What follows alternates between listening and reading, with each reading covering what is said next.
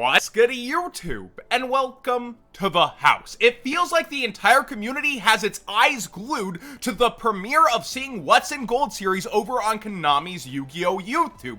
But they released some other information today that we need to talk about because it's going to change everything with the secondary market of side sets, and that's the announcement of how Genesis Impact's layout is going to work. Let's read. Master 3 brand new deck strategies while keeping your eyes peeled for collector rares in December's new 60 booster set, Genesis Impact. So that sounds like a good thing, right? Like collector rares, they're going to continue. This was a huge success. When we talked about their distribution before, the good ones are going to continue to stabilize or go up, but right now that entire market's in a fallout, and also there's going to be a huge thing to talk about come ratios when we get to the layout. We see that Alistair Vare and Demian, you know their names, but how well do you really know them? Genesis Impact delves deep into the secret history of some of the dueling most famous spellcasters. To get the full story, you'll need to manage fusion, synchro, Xyz, and link summoning.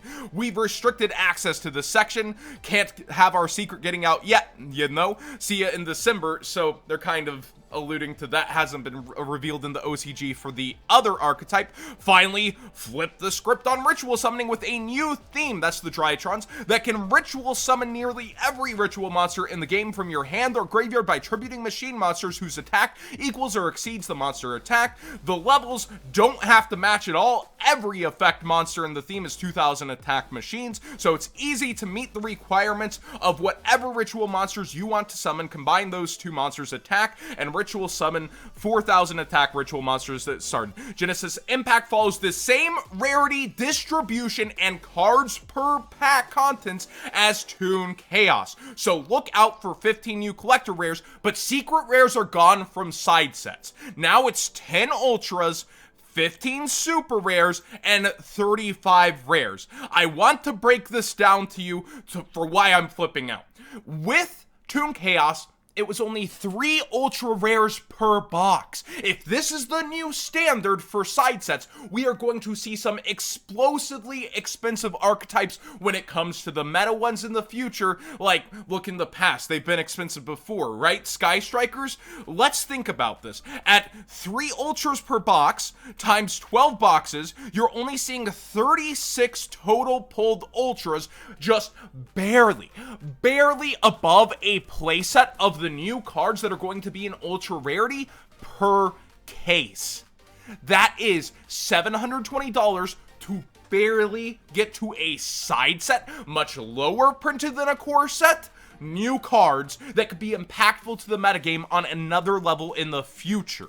Now, when it comes to something like Dark Saviors, you had 20 secret rares. Short prints existed, which is why things got so expensive, but it only affected like a few of the top cards. Now you're going to see that fallout on multiple top cards of the set, because think about this. In 24 packs, you had a 1-for-1 chance at pulling all secret rares in the set if you were lucky, and then short printing would stop that from happening. Let's kind of dig through this. Collector rares are falling out right now. BLS was up towards 400, now Unlimiteds are hitting the market. As of today, people are able to get these at Target, at Walmart, the unlimited printing of this set, and we are seeing a nosedive in pretty much a lot of the collector rare prices versus where they were at. Like Extravagance was at 200, now it's down towards 160. You see a couple buyouts actually during this time with things like Chaos Emperor Dragon, and then tons of other things are lower, but you have ultra rares holding a pretty good price for multiple of them, despite these hot and heavy chase cards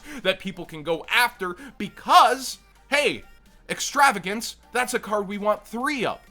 Infernal Knight Renown, that's a card that should have maybe ended up in a structure deck along with Immortal Phoenix Gearfried, got put over here, and people are looking for multiples. And then there's tons of other good ultras introduced in Toon Chaos. It was a home run of a set. It's something I saw a mile away. I told you guys it was the next Ancient Millennium to get it, keep it sealed, and now unlimited copies are coming. They're going to hit the market.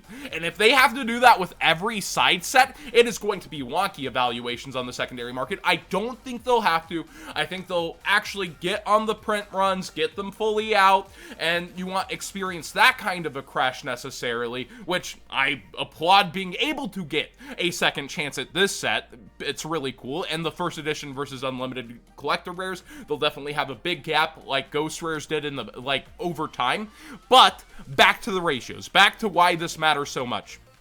If you have a top tier impactful archetype where you are only pulling an average of 3 of that card per case from the GIP before shorting is even a thing, even if you stop shorting, that is 10 different cards within the set that are going to be just so hard to chase down that it's going to rely on the diminishing collector rare value that already started to fall before this was announced. If you are doing 15 collector rares per set, that means only a few of them are going to stay top heavy over time. The rest are going to fall out because this market can't juggle itself, and you're going to see brand new archetypes skyrocket past anything we've seen before. The moment a meta impacting one is there, it's over. It's done. You're going to pay way past anything we've seen in the past the $100 for Engage, when you're only seeing a playset per this. Like, the new ratios, like they're saying this is a good thing because Toon Chaos was a home run. They're speaking to the vendors, not towards the consumers. Collector rares, cool. These ratios, not cool at all. But let me know what you guys think. Am I overreacting? Market Man, you've been too deep in the numbers. I mean, the collector rares will help the value spread out and that sort of thing.